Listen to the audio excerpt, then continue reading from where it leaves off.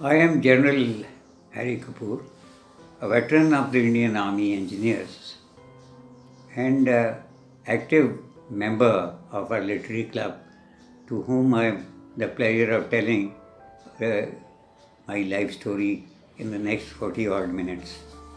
So, I start off by saying I was born in Peshawar, which was the capital of Northwest Frontier province, in April 1927. A word about Peshawar itself, its environments, etc., during that time, and about my family, some details to begin with. After that, I will tell you pre-partition India, what it was like. That was the period, almost 20 years period it was between my birth in 1927 to the partition, which was in 1947, as you know, 20 years. I'll tell you a little bit about that. And then the rest of the story about myself, and then my achievements, my experiences, and all later on. So, first, about Peshawar itself.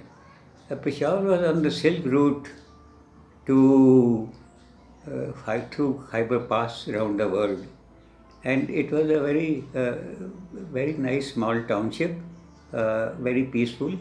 It had a population of about 2,000 Hindu families and 80,000 Muslims families. Uh, R. Kapoor's, my family, which I'll tell you details a little later, were well known in Peshawar. We had a lot of property, and my father had a business of silks from Banarasi silks. Uh, we had two big houses, and one was 7 storied where we lived, and the other was double story, which our staff used to live. And uh,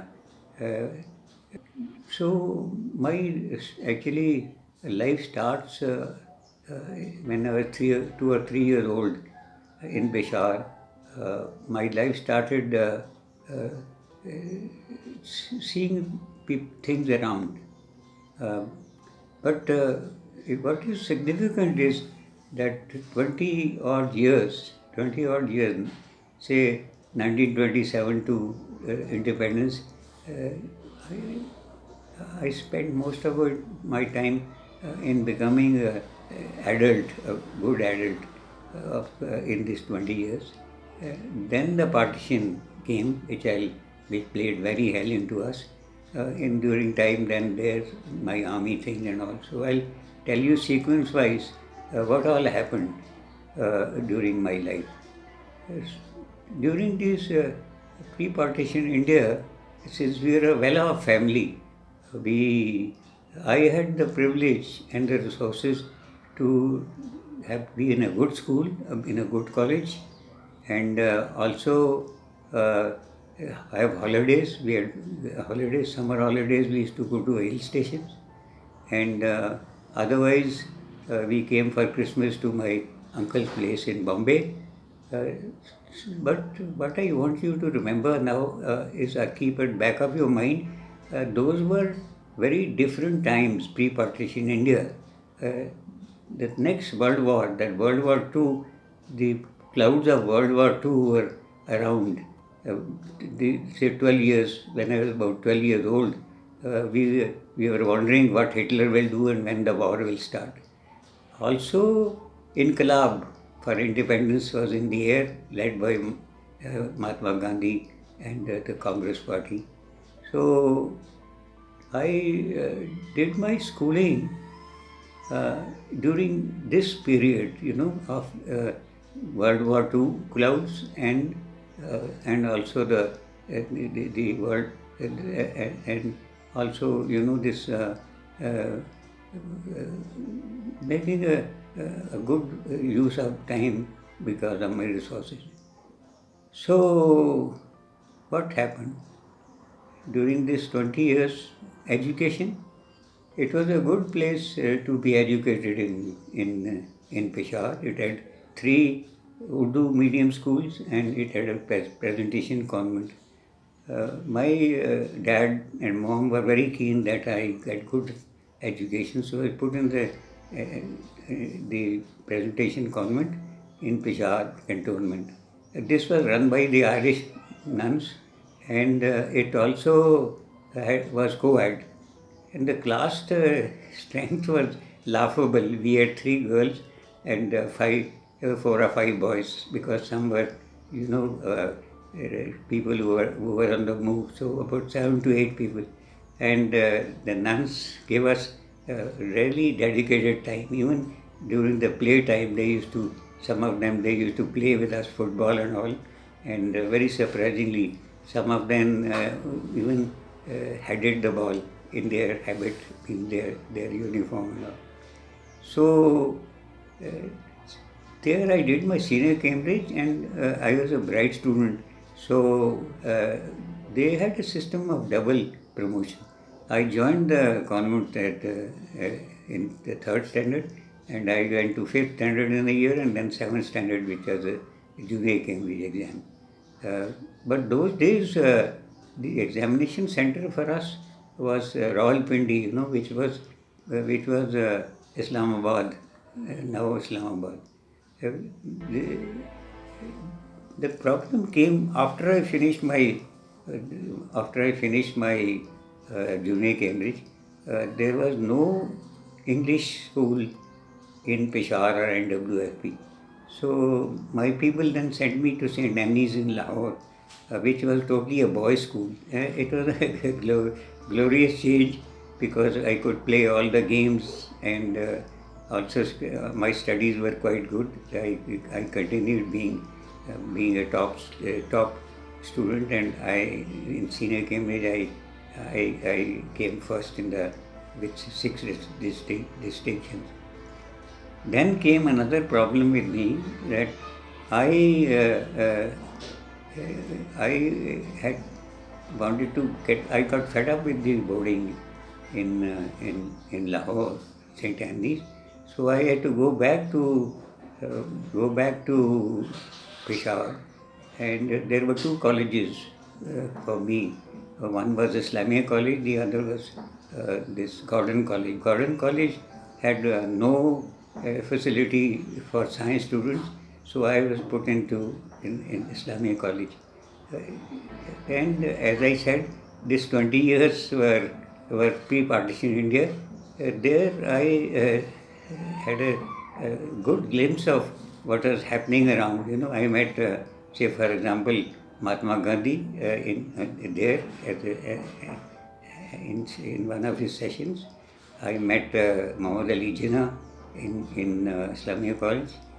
I met Frontier Gandhi, Abdul Ghaffar Khan, in a procession for independence, and so on and so forth. After this, having done college, which was FSC, a problem came, because I wanted to do my engineering, and engineering those days, 1 seat used to be allotted in McLagan College, Lahore, and that year it was the Muslim students' time. So I had to waste 1 year of my time. Lo and behold, my mother's eldest brother, who settled in UK, he came visiting from UK, and he said to my mother, "Don't worry, I have contacts with Glasgow University in UK, and I'll get your son a seat next year. But for 1 year he'll have to hang around." This did not suit us at all, but we didn't know what to do. So, lo and behold, a cousin brother of mine, of my mother, Chaman Lal Kapoor, was demobbed from the British Indian Army, and he came visiting and met my mother. So he told Kushalya, my mother, "Don't you worry, ask your son to join the Indian Army. They're all for good lads to join the army." And if he gets selected, he can do engineering at government cost in the, they've got a college in Pune. So both my parents, they got, frightened. Harry, their top son, firstborn, to join the army because the casualties came in the newspapers and all. World War II was afoot. They eventually, reluctantly, they allowed me, and I went through the process of going for a selection board and then for the course in IMA. Uh, Luckily, I got the recommendation from the sub-area commander, a brigadier, British brigadier in Peshawar cantonment. And next day I landed up in Rawalpindi, as I said, which is Islamabad now, into a very, very tough selection board. There were 26 of us for the third course in the Indian Military Academy, starting on 1st January 1947. Two of us were selected, a Muslim candidate and myself. The Muslim candidate did not join the Indian Army, and lo and behold, 1st January 1947, I with the trunk, which we called a coffin trunk, black trunk, with all the paraphernalia, landed up at the gate of the Indian Military Academy. Indian Military Academy, for this 2 years course, all the staff, most of the staff was officers especially were from UK, and there was a mixture of Pakistani and Indian officers also, very smart ones. So in amongst the Pakistani staff, Major Tika Khan was one of my instructors. Major Tika Khan, as you know, later on became the CNC of the Pakistan Army after partition. So during my stay or during my tenure of training in the IMA, we were all struck by this partition. 15th of August 1947, partition was announced, and that really messed up my whole life. Not army-wise, where I was in the on the course and faring quite well, but we lost. We lost everything we had in Peshawar. My parents and my second brother and 5 sisters just had to leave everything they had in Pakistan, in Peshawar, and were put on a plane and sent to Delhi, then into a refugee site, sort of accommodation in Meerut. So we lost our 2 houses, all the shops and everything. And a very nice incident took place while I was doing training in the IMA. One day the commandant's orderly came and said, you are requested to come to commandant's office, somebody wants to meet you. And who's that somebody? Was my father. A month after this partition, he came. He used to wear that Pathani salwar kameez and a long coat, and he had a pocket watch and a good, we used to call it pagdi, with that tura and all, which is a special thing. He was talking to the commandant and was keeping him amused. So all that my father told me, putting his hand on my back, he says, सब ठीक हो जाएगा बेटा, तुम अपनी training ख़त्म करो, अपना साड़ी फिक्र नहीं करो. So I took that seriously, and all is well with me. I passed my course and became a second lieutenant in the army 3 months prior to the finishing, which was scheduled for December, because war suddenly broke out. First war between India and Pakistan broke out September, just after the partition, as I said, and I was posted as second lieutenant in Tangdar, a place called Tangdar, which was on the forefront. And in Tangdar, I want to tell you what it was like. It was at a height of about 5,000 to 6,000 feet. and winter was on. And I'd like to tell you, it was my first battle in operation, we used to say, where enemy guns fired with all sorts of weapons. Heavy guns came for firing across the Krishnanagar uh, Krishnanagar rivulet. On either side was Pakistan and us. Uh, you have to yet, when the heavy shells fell where we were sleeping at night, you know, trembling like hell, which shell will fall on top of our bunker and it will become our grave. That was one thing which I learned there. Trust in God and, say your prayers, and we could sleep after some time. But weather-wise, it was about 18, 19 degrees Celsius in our bunkers. So I remember and recollect one night when I wore 15 pair of socks, two stockings, and got into a nice sleeping bag, but my feet will not get warm. So my orderly, who had been there earlier, what he did, he lit a Bukhari. Bukhari is a contraption in which you burn firewood and it keeps the bunker warm. So then you keep your feet next to this Bukhari and jump into the bed. That's how we used to sleep. So these two things were my main experience during the first Indo-Pakistan war. But since I'm talking about this war as a second lieutenant, next war was in 65 and then 71 in Bangladesh. 62 I will not talk because I wasn't there participating in that, and it was a debacle, as you know. So 65 operations, I was a lieutenant colonel, and I had been married for about 3 years. I had a son, and we were posted in Firozpur, 5 kilometers from the border. It was a very good experience because we captured 10 kilometers of enemy territory and moved our guns on their edge, and we could fire at Lahore those days. There were some more fun and games which I do not have the time to tell you.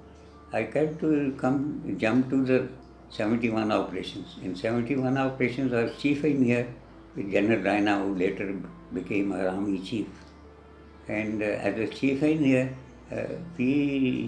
my outfit constructed 15 bridges in 14 or 15, 16 days. And one tidal bridge, about 1200 feet, which was the longest tidal bridge after World War II. Those were my two achievements. Otherwise, it was easy going for us in Bangladesh war. Bangladesh war, the enemy simply ran away and surrendered, as you know. In our sector, one very amusing incident I remember. I was a full colonel wearing uniform. I visited one of the PW camps and as a uniform just to see what was happening and seeing the enemy soldiers. Baluch regiment chaps were going for their meal, 1,000 strong, 6-footers, good muscles and all. But as you know, when you are a prisoner, your belt is taken away, your cap is taken away.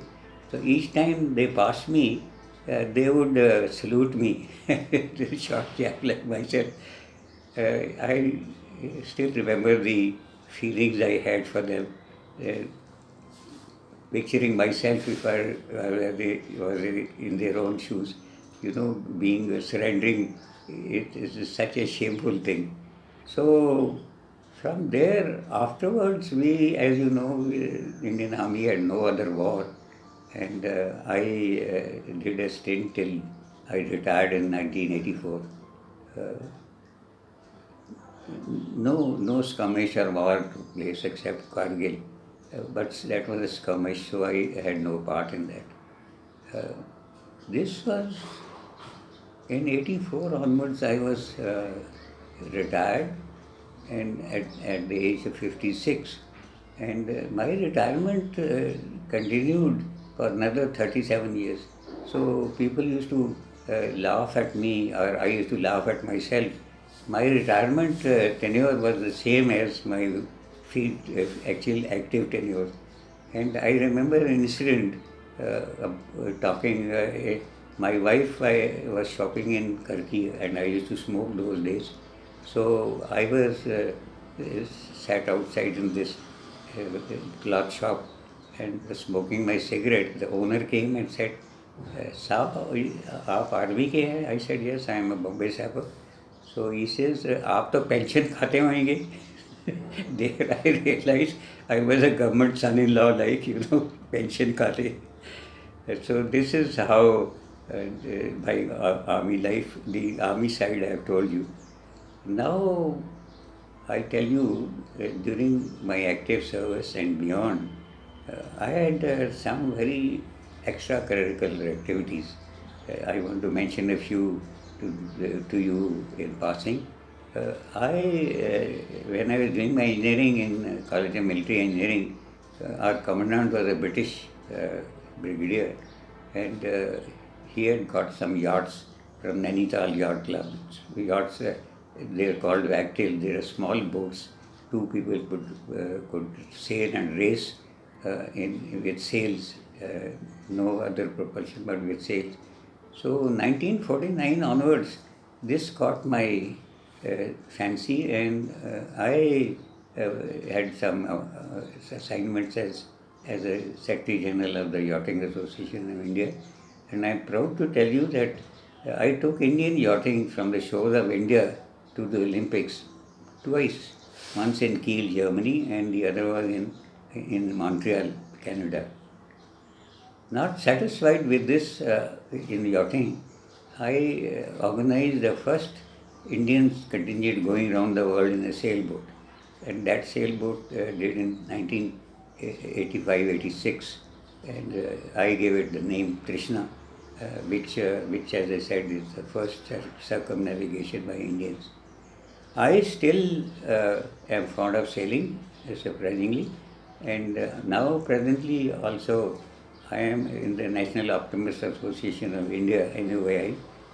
I am their brand ambassador and attend all their regattas and all in Bombay, and are planning to go abroad also with them.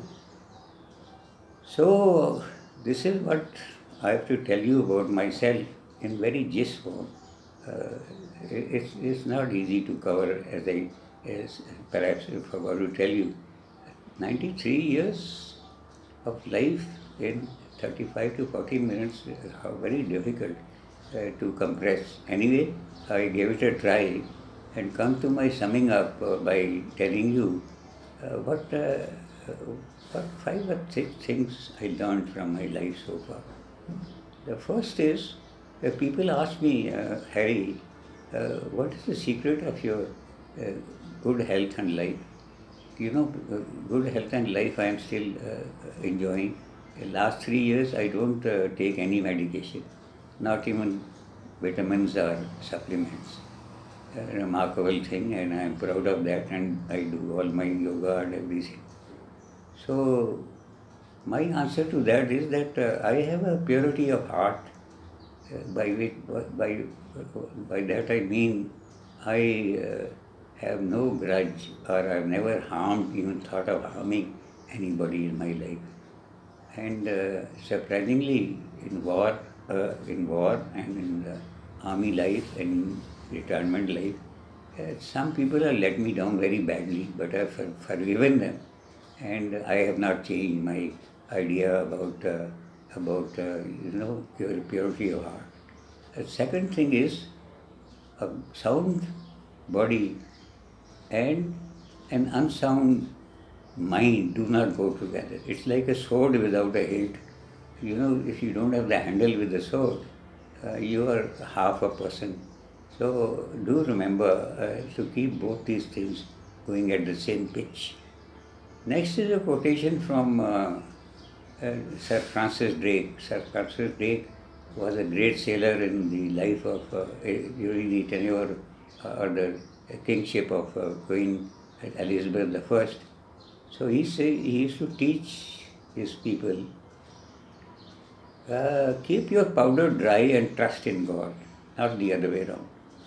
By keeping the powder dry, what he meant was, whenever you want to do anything in life, leave alone war or you want to climb a tree or climb a mountain or whatever you want to do, go fully prepared. That's what keeping your powder dry means.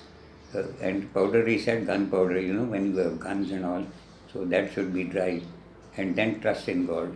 But I've seen people now tending towards trusting in God, ऊपर वाला सब ठीक कर देगा, and then cross your fingers. Next that I see is, I ask myself, and which I learned in the academy, I should have said this earlier. Uh, a bold general may be lucky, but no general will be lucky unless he is bold. So remember this in life, all decisions to be taken boldly, of course, weighing pros and cons. So bold general may be, and I have practiced this in my life, both in service, beyond the service. I really, I really mean.